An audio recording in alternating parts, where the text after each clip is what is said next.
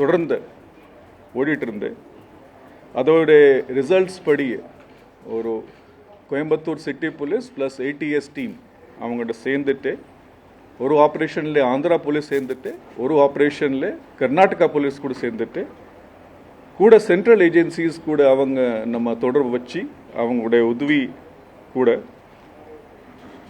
3 long bending accused சில கேசஸில் ஒரு கேஸில் ஒரு அக்யூஸ் பொறுத்தபடி ஒரு 30 வருஷம்க்கு அப்புறம் இப்போது அவர் அரெஸ்ட் ஆகியிருக்காரு. இன்னொரு அக்யூஸ்ட் 26 வருஷத்துக்கு அப்புறம், இன்னொரு அக்யூஸ்ட் 29 இயர்ஸ்க்கு அப்புறம்.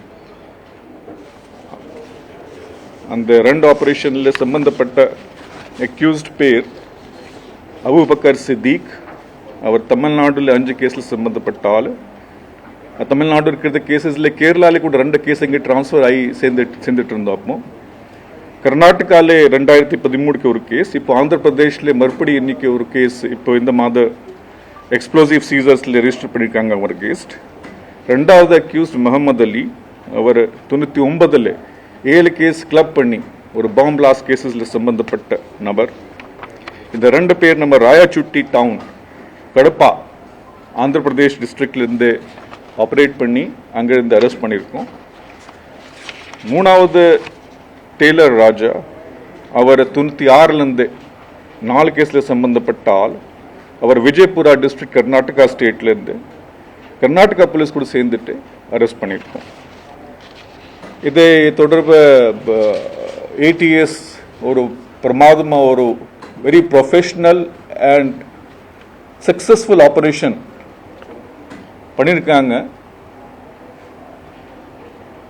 அது ஒரு ப்ரூஃப் தட் தமிழ்நாடு போலீஸில் the ATS has done great work.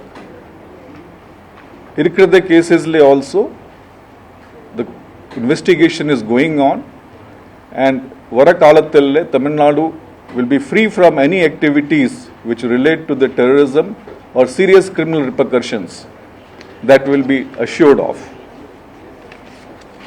இதை ஒரு இந்த கேசஸ் சம்பந்தமாக ஏதாவது ஒரு கேள்வி இருந்தாலும் கேட்கலாம். இதுக்கான இந்த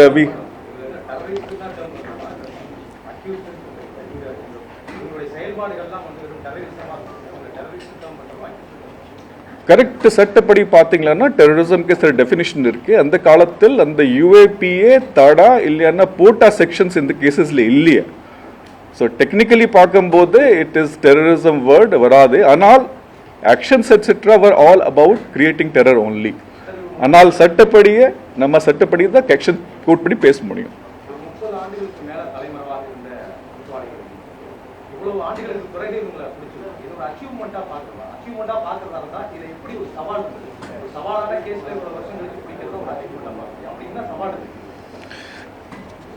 ஒரு கேஸ்ல ஒரு 150-160 குற்றவாளி இருக்கும் போது 2-3 பேர் லாங் டேர்ம் அப்ஸ்காண்டிங் இருந்தாலும்னா அது ஒரு சக்சஸ்ஃபுல் தான். நீங்க 150-160 அக்யூஸ்ல இருந்து ஒரு எல்லாமே அப்ஸ்காண்டிங் இல்லைன்னா நிறைய பேர் லாங் டேர்ம் அப்ஸ்காண்டிங் சொன்னா அது ஒரு ஃபெயிலியர் சொல்லிடலாம்.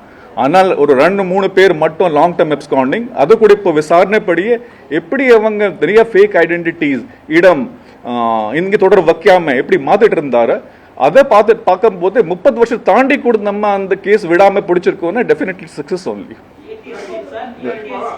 ஒரு ஆள் கேளுங்க.